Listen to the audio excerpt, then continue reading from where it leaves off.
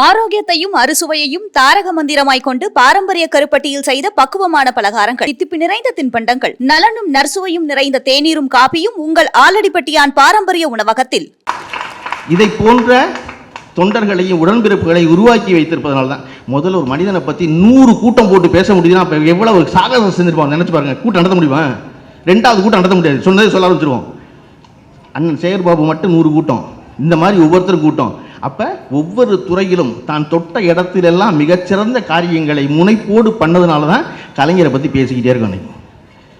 அன்றைக்கு modern theatre தொடங்கி இன்றைய குற்றவியத்தின் வரையும் அதட்டி அவர் சம்பளம் கேட்க முடிஞ்சக்கான காரணம் அவருடைய எழுத்தின் மேல் இருந்த தீவிரம், அதன் மேல் இருந்த காதல்.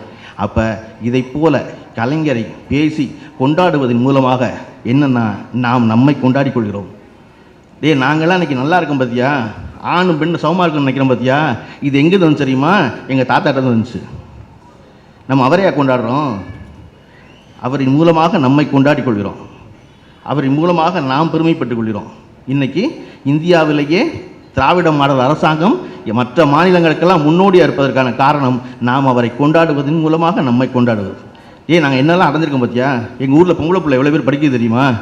இவ்வளோ படிக்கிற வேறு இந்த இந்தியாவில் ஒரு மாநிலம் காட்டுங்க, ஒரு மாநிலம் காட்டுங்க பொம்பளை பிள்ளை படிக்குதுன்னா அந்த பிள்ளைக்கு வீடு ஒத்து வரும். பொம்பளை பிள்ளை படிக்கிறதுக்கு அந்த ஊர் ஒத்து வரும்.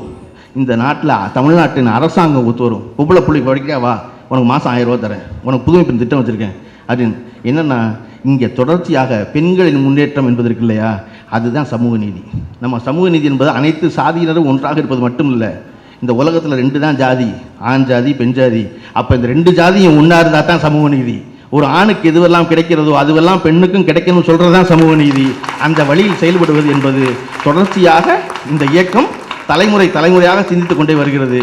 அதன் தொடர்ச்சியாக இருக்கும் நம்முடைய முதலமைச்சர் ஸ்டாலின் அவர்கள் இந்த வெற்றியை எப்போ பார்ப்பார் நல்லா நம்புறேன்னா இந்த நாடாளுமன்ற தேர்தலில் பார்ப்பார். போன நாடாளுமன்ற தேர்தல் நடந்து சவுகார்பேட்டையில் கூட்டம்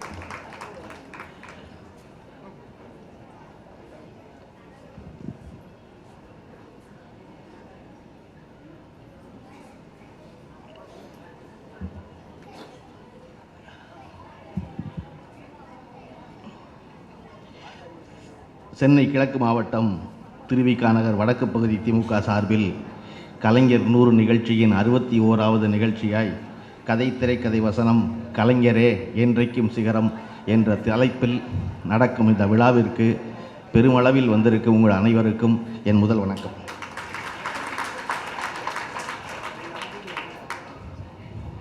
எனக்கு சேகர்பாபு அண்ணன் ஃபோன் பண்ணுவாங்க. ஃபோன் பண்ணும் பொழுதெல்லாம் நான் பெரும்பாலும் எடுத்துருவேன். ஆனால் அண்ணன் என்ன சொல்லுவாங்கன்னா பெரும்பாலும் நான் எடுக்க மாட்டேங்கிறேன் அப்படி சொல்லுவாங்க. இப்போ முந்தா நாள் இந்த நிகழ்ச்சி நினைவூட்டுவதற்காக தொலைபேசியில் அழைச்சி நான் எடுத்த உடனே என்னென்ன உடனே எடுத்துட்டீங்க அப்படின்னு போனேன்.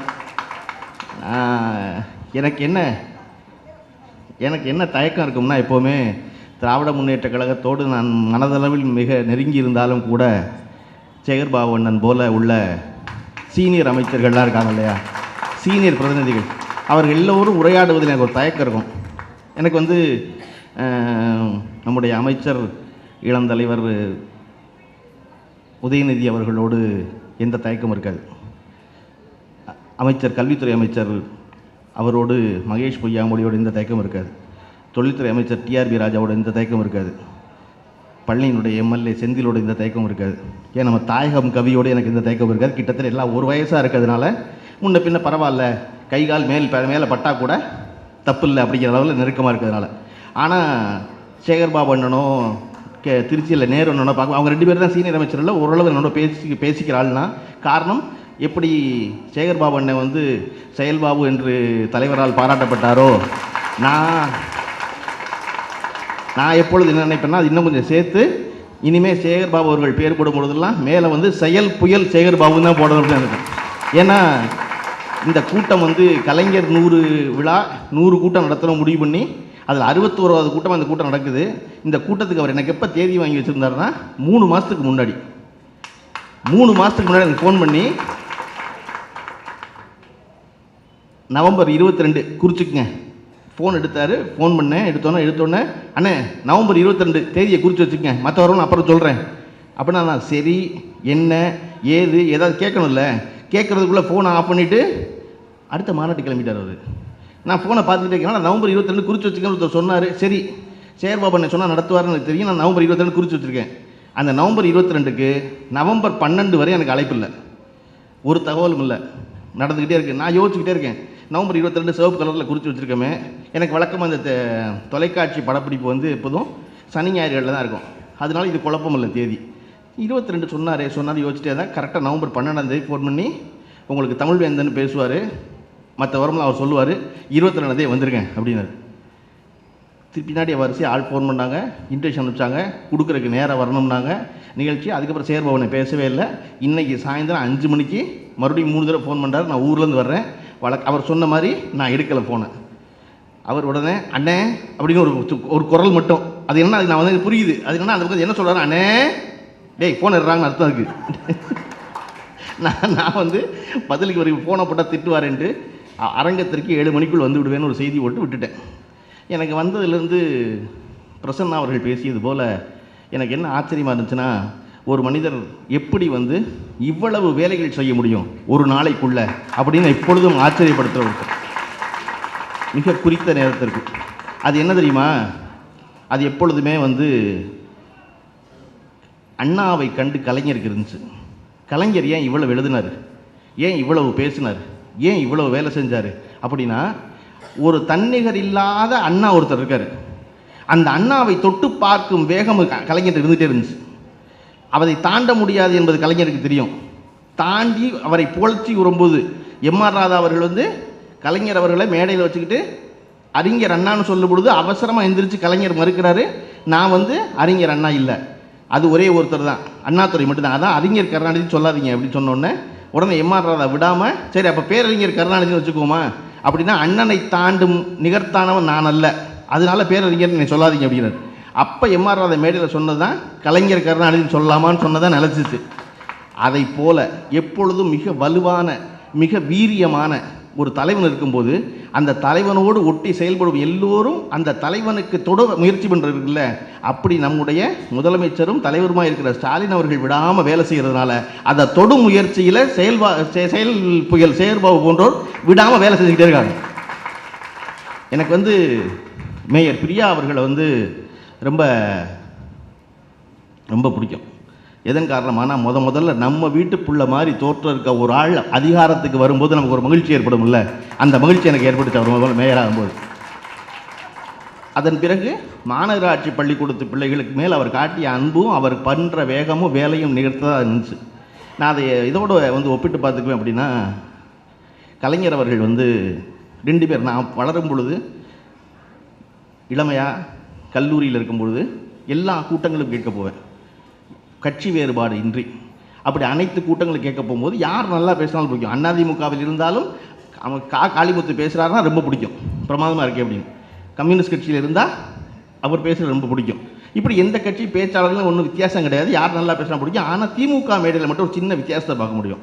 என்ன வித்தியாசம்னா, திமுகவில் மற்ற கட்சிகள்லாம் மேடையில் பேசுவாங்க, கீழே இருக்கவங்க கேட்பாங்க, மேடைக்கு பின்னால் இருப்பவர்கள் உற்சாகப்படுத்துவாங்க பேச்சாளரை. ஆனால் திமுக மேடைகளில் மட்டும்தான் பேச்சாளர் பேசும்போது ஏதாவது ஒரு கேப் விட்டால் கீழே இருந்து பதிலுக்கு ஒருத்தர் பேசுவான், பின்னாடி இருந்து ஒருத்தர் எடுத்து கொடுப்பாரு. இப்போ தான் பார்த்தீங்கன்னா நம்ம பிரசன்னா பேசிக்கிட்டு இருக்காரு, எங்கள் அக்கா நிர்மலா சீதாராமன் பின்னாடி இருந்து ஒருத்தர் எடுத்து கொடுக்குறாரு. பிரசன்னாவுக்கு பேச்சு நின்றுச்சு, என்னடா பின்னாடி ஒரு ஆள் பேசுகிறாருன்னு. இது வந்து திமுக மேடைக்கே உள்ள குணம். என்னென்னா அது நமக்கு என்ன அர்த்தம்னா, வந்திருக்க எல்லாருக்கும் கீழே உட்காந்துருக்காளுக்கும் மேலே உட்காந்துருக்காளுக்கும் சம்மந்தப்பட்ட தலைப்பை பற்றி பேசுகிறாளோட நல்லா தெரியும். என்ன நினச்சி எதுக்கு கூட்ட திமுக கூட்டத்துக்கு ஆள் வருவாங்கன்னா, நம்ம நினைக்கிறதான் அவன் பேசுகிறான்னு சரி பார்த்துக்கு ஒரு தடவை, நமக்கு தெரிஞ்சதான் அவன் பேசுகிறான்னு பார்த்துக்குவோம், இவன் மாறாமல் பேசுகிறானான்னு பார்த்துக்குவோம், அப்படிங்கிறக்கா வர்றது. அப்படி நான் வந்து கூட்டம் கேட்கும் பொழுது இயல்பாக வந்து எம்ஜிஆர் கலைஞர் 2 பெரும் தலைவர்களை கண்டு வளரும் பொழுது என்ன சொல்லப்பட்டது அப்படின்னா, இப்போ எனக்கெல்லாம் கலைஞர் மேல் பெரிய ஈர்ப்பது காரணம் அவருடைய சென்ஸ் ஆஃப் ஹியூமரும் அவருடைய டைமிங்கும் தான். ஒருத்தர் எப்படி இவ்வளவு ஷார்ப்பாக உடனுக்குடனே பதில் சொல்ல முடியும் அப்படிங்கிறத எனக்கு ரொம்ப ஈர்த்தது. எனக்கு எம்ஜிஆர் ஒரு திரைப்பட நடிகர், பெருசாக வந்து பொது வெளியில் ஈர்க்கலை. ஆனால் என்ன சொல்லி நான் வளர்க்கப்பட்டேன் அப்படின்னா, நான் வளரும்போது என்ன அதிகமாக கேட்டிருக்கேன் அப்படின்னா, எம்ஜிஆருக்கு பெருத்த பெண்கள் ஆதரவு உண்டு, கலைஞரை வந்து படித்தவங்களுக்கு தான் பிடிக்கும் அப்படிங்கிறத கேட்டே வளர்றேன் நான். அப்படித்தான் இருக்குமோ அப்படின்னு எனக்கு தோணுது. ஆனால் பின்னாளில் வந்து கலைஞர் மறுபடியும் வந்து முதலமைச்சராக பொறுப்பேற்று 5வது தடவை முதலமைச்சராக பொறுப்பேற்று அவருடைய காலம் முடிந்து அவருடைய அடக்க இடத்துக்கு ஒரு பெரிய போராட்டத்தை நடத்தி அவருடைய மகனாக மிகச்சிறந்த கடமையாற்றி முடித்து அன்னைக்கு ஸ்டாலின் அவர்கள் குலுங்கி அழுத போது தமிழ்நாடே அழுதது அந்த கணத்தில் தான். அதுவரையும் கலைஞர் இறப்பு எவர் நெஞ்சையும் தொடாத ஆளை கூட தொட்ட இடம் எது அப்படின்னா, அந்த இடத்துல வந்து எல்லோருக்கும் நன்றி சொல்லி கையெடுத்து கும்பிட்டு முதலமைச்சர் ஸ்டாலின் அவர்கள் இன்றைய முதலமைச்சர் அன்றைய ஸ்டாலின் அவர்கள் வந்து கலைஞர் நின்ற பொழுது தமிழகம் மொத்தமும் ஸ்டாலின் அருகில் போய் நின்றது, இல்லை நாங்கள் இருக்கோம் அப்படின்னு. அப்போ அது முடிஞ்சு அதன் பிறகு அந்த இடத்துல தினசரி அஞ்சலி செலுத்த வர்றவர் கட்சிக்காரர்கள்லாம் அடங்கிய பிறகு நீங்கள் கலைஞருடைய இடத்துல பார்த்தீங்கன்னா அதன் பிறகு தான் தமிழ்நாட்டிலிருந்து சாரியாக பெண்கள் வந்தாங்க. அது கட்சிக்கு தொடர்பில்லாத பெண்கள், அவர்கள் நேரடியாக திமுகவில் இல்லை. ஆனால் தமிழ்நாடு முழுக்க இருந்து பெண்கள் தொடர்ச்சியாக வந்து கலைஞரின் நினைவிடத்துக்கு வந்ததுக்கான காரணம் என்ன அப்படின்னா, அவர்களுக்கு மனசுக்குள் தெரியும் இந்த தலைவன் தங்களுக்காக என்னவெல்லாம் செய்தான் அப்படின்னு. அது ரொம்ப முக்கியமானது என்ன அப்படின்னா, இந்த தமிழ்நாடு இந்த இந்தியா எவரிடம் இல்லாத பழக்கமாக சொத்துரிமை ஆணுக்குத்தான் இருக்கிறது என்ற பொழுது இல்லை, அது பெண்ணுக்கும் பங்கு இருக்கிறது என்பதை கொண்டு வந்தவர் கலைஞர். இன்றைக்கு இருப்பதை போல அதற்காக எவரும் நேரடியாக அவருக்கு பாராட்டுகள் நடத்தலை. ஆனால் தமிழகத்திலிருந்து ஒவ்வொரு பெண்ணுக்கும் தெரியும் தனக்கு தன் தந்தையின் சொத்தில் சம பங்கு வருவதற்கான காரணம் கலைஞர் போட்ட கையெழுத்து தான். தெரிஞ்சதுனால அந்த நன்றியோடு தான் அன்னைக்கு தான் தமிழகத்துக்கு புரிந்தது, ஓ கலைஞருக்கு இவ்வளவு பெரிய பெண்கள் ஆதரவு இருக்கா அப்படின்னு. அதுவரையும் நாம் கேட்டுக்கொண்டிருந்தது என்ன, பெண்கள் ஆதரவு பெருசாக கலைஞருக்கு இல்லைன்னு. ஆனால் நான் இன்றைய தலைவராக இருக்கிற நம்முடைய முதலமைச்சர் ஸ்டாலின் அவர்கள் என்ன நினைக்கிறேன்னா, இந்த இடத்துல எம்ஜிஆரையும் ஒரு படி மிஞ்சி விட்டார் தான் நான் நினைக்கிறேன் ஸ்டாலின் அவர்கள். அது வந்து என்னென்னா, அது ரொம்ப முக்கியமானது. கலைஞர் அவர்களின் உரிமை தொகை மாதம் 1000ன்னு கொடுப்பதற்குள்ள அது வந்து தொடர்ச்சியாக நீங்கள் அதுக்கப்புறம் பார்த்தீங்கன்னா தமிழ்நாட்டில் கொடுத்ததுக்கப்புறம் இந்தியாவில் நடைபெறும் எல்லா தேர்தல்களிலும் எல்லா கட்சிகளும் கொடுக்குற வாக்குறுதி அதுவே தான். சோனியா அவர்கள் ஹைதராபாத்தில் போய் அதே வாக்குறுதி தான் கொடுக்குறாங்க. மத்திய பிரதேசில் பாரதிய ஜனதா கட்சி அதே வாக்குறுதி தான் கொடுக்குது. அங்கே காங்கிரஸ் கட்சி அதே வாக்குறுதி தான் கொடுக்குது. என்னென்னா வேறு வேறு பேரில் வருஷம் 12,000 கொடுப்போம், மாதம் 6,000 கொடுப்போம். அது பூன்னு சொன்னா என்ன, புஷ்பம்னு சொன்னா மாதம் 1000 ரூபா இங்கே கொடுத்தது. தமிழகத்தின் சிறப்பு என்ன அப்படின்னா, கலைஞரின் சிறப்பு என்ன அப்படின்னா, கலைஞரின் மகனாக இருந்து இன்று தமிழகத்தை வழிநடத்தி கொண்டிருக்கும் நம்முடைய தளபதி ஸ்டாலின் அவருடைய சிறப்பு என்ன அப்படின்னா, இந்த அரசாங்கம் இந்த திராவிட மாடல் அரசு எதை சொல்லுகிறதோ அதை இந்தியாவே பின்பற்றுகிறது என்பதுதான் என்னுடைய சிறப்பு. பெண்களுக்கான இலவச பேருந்து பயணத்தை இன்னொரு முறை மாற்றவே முடியாது, யாராலையும் மாற்றவே முடியாது. இனி காலத்திற்கும் இந்த நாட்டில் பெண்கள் இலவசமாகத்தான் பயணம் செய்ய போறாங்க. அதை எவராலும் மாற்ற முடியும். ஆட்சி மாறும், காட்சி மாறும், கட்சி மாறும், எல்லாம் மாறும். ஆனால் அது மாறவே மாறாது. அதனால தான் அண்ணா அவர்கள் அவ்வளவு துணிவோடு சொன்னார் 67ல், இந்த நாட்டுக்குள்ள நான் 2 விஷயம் பண்ணுறேன், அந்த 2 விஷயத்தை என்னைக்காவது யாராவது மாற்றணும்னு நினைக்கும் பொழுது மனசுக்குள்ள ஒரு பயம் வரும்பாரு, அந்த பயம் இருக்க வரைக்கும் இந்த நாட்டை அண்ணாத்தோட ஆள்றான்னு அர்த்தம் அப்படின்னாரு. அந்த மாதிரி இன்னைக்கு ஸ்டாலின் அவர்கள் செய்த ஒரு காரியத்தை மாற்ற வேண்டும்னு நினைச்சாலே மனசுக்குள்ள ஒரு பயம் வரும்ல, அது வரைக்கும் இந்த மாநிலத்தை ஸ்டாலின் ஆளுகிறார் என்றுதான் அர்த்தம். நான் இது எதுக்கு ஒன்று சொல்றேன்னா, இன்றைக்கு அந்த கலைஞர் பெரியார் கண்ட கனவு, அண்ணா கண்ட கனவு, கலைஞர் எடுத்த முயற்சி இன்னைக்கு நம்முடைய மேயரில் தொடங்கி இந்த அரங்கம் முழுமைக்கும் இவ்வளவு பெண்கள் இணைந்திருப்பதற்கான காரணம் அது பூரா மனசில் இருக்கிறதுனால இருக்கு. எனக்கு பெரிய மகிழ்ச்சி இந்த அரங்கத்தை பார்க்கும்போது இவ்வளவு பெண்கள் இணைந்திருப்பதும் அரசியல் கூட்டத்தில். நம்ம கலைஞரை ஏன் இவ்வளவு கொண்டாடுறோம், இதெல்லாம் காரணம் செஞ்சிருக்காரு. ஆனால் இன்னைக்கு கதை திரைக்கதை வசனம் என்றைக்கும் கலைஞரே சிகரம்னு பேசுகிறோம். நான் வந்து கலைஞர் ஒரு சிறந்த திரைக்கதையாளர் அப்படின்னு ஸ்க்ரீன் பிளே ரைட்டர், ஒரு சீனுக்கு அப்புறம் அடுத்த சீன் என்ன வரணும், இந்த சீனுக்கு அப்புறம் எந்த சீன் வரணும் அப்படிங்கிறது மிகச்சரியாக செய்வதற்கான காரணம் என்ன நினைக்கிறேன்னா, கலைஞருக்கு இந்த மக்களோடு நேரடியாக இருந்த தொடர்பு. கலைஞர் பேசின கூட்டம், ஒரு கூட்டம் கலைஞர் தான் கடைசியாக பேசுவார். தொடக்க காலத்திலிருந்து மிகச்சிறந்த பேச்சாளராக இருப்பார். அண்ணா தவிர்த்து வேறு எவரும் மேடையில் இல்லைன்னா கலைஞர்கள் தான் இறுதியாக பேசுகிறார். அப்போ அதற்கு முன்னாடி சுமாராக பேசுகிறாள், நல்லா பேசுகிறாள், கூட்டத்தை கலைக்கிறாள், எல்லாரும் பேசி முடிச்சு தான் கடைசியில் மைக்கு வரும். கடைசியில் மைக் வரும்போது எது கூட்டமோ அந்த கூட்டத்தை பற்றிய எல்லா செய்தியும் சொல்லப்பட்டிருக்கும். எல்லாரும் பேசிடுவாங்க, ஆளுக்கு ஒரு பாயிண்ட் பேசிடுவாங்க. ஆனால் கலைஞர் தன் வாழ்நாளில் ஒரு முறை கூட மேடையில் நான் பேச நினைத்ததை அவர் பேசிவிட்டார்கிற சொன்னதே கிடையாது. ஏன்னா அதுவெல்லாம் இல்லாத ஒரு செய்தி கலைஞர் வச்சிருப்பார். கலைஞருக்கு அந்த கூட்டத்தின் மனநிலை புரியும். பேசிக்கிட்டு இருக்கும்போது லேசாக சலசலத்துச்சுன்னா உடனே மடை மாற்றி அந்த கூட்டத்தை தன் பக்கம் திருப்பி மேடையில் நோக்கி வச்சுக்குவார். ஒரு தடவை கூட அவர் கலைஞர் பேசிக் கொண்டிருந்த பொழுது கூட்டம் கலைந்ததாக சரித்திரமே இல்லை. ஒரு மனிதன் எப்படி பேசிக்க முடியும்? வாழ்நாள் பூரா பேசிக்கிட்டே இருந்த ஒருத்தர் தன் வாழ்நாளில் ஒரு மேடையில் கூட தோற்று போனது இல்லைங்கிறது இருக்குல்ல. அப்படி நேரடியாக மக்களின் மனநிலை அறிந்தனால தான் அவருக்கு திரைக்கதை எழுதும்போது இந்த சீன் போர் அடிக்குது, இதில் தியேட்டரில் எந்திரிச்சிருவாங்க, இதுக்கு வெளியே போயிடுவான், இது வேண்டாம் அப்படின்னு மாற்றுவதற்கான திறன் அவருக்கு வாய்த்த இடம் திராவிட முன்னேற்ற கழகத்தினுடைய மேடை. அந்த மேடையோடு இருந்ததுனால் அதை அப்படியே நேராக கொண்டு போய் சினிமாவில் அப்ளை பண்ணுறாரு. நீங்கள் இப்போ நினச்சிக்கோங்க, கலைஞரை மிகச்சிறந்த செல்வந்தனாக ஆக்கியது சினிமா. கலைஞர் 49 மாடர்ன் தியேட்டர்ஸில் வாங்கின சம்பளம் மாதம் 500 ரூபா. அன்றைக்கி சிவாஜி கணேசனுடைய சம்பளம் மாதம் 250 ரூபா. மாதம் 500 ரூபா கலைஞர் வாங்கும்போது தங்கத்துடைய விலை 1 கிராம் 10 ரூபா, 10 கிராம் 100 ரூபா. அவருடைய ஒரு மாத சம்பளத்தில் 50 கிராம் தங்கம் வாங்கலாம். கலைஞருடைய ஒரு மாத சம்பளத்தில் 50 கிராம் தங்கம் வாங்கலாம். இன்றைய மதிப்புக்கு 3,15,000 ரூபா சம்பளம். ஒரு மனிதன் ஒரு ஸ்டுடியோவில் போய் வேலைக்கு சேரும் பொழுது அந்த முதலாளி விரும்பி கூப்பிட்றாரு நீங்கள் வரணும்னு, கவி காமு ஷெரீஃப் தான் கூட்டிக் கொண்டு போய் வேலைக்கு சேர்த்து. கவி காமு ஷெரீஃப் ஒத்துக்கிட்டுறாரு. அதாவது கலைஞர்கிட்ட கேட்கவே இல்லை. அதெல்லாம் நான் சொன்னால் தம்பி கேட்பாரு, வர சொல்கிறேன் நான் சொல்லி சம்பளத்தை ஒத்துக்கிட்டாச்சு.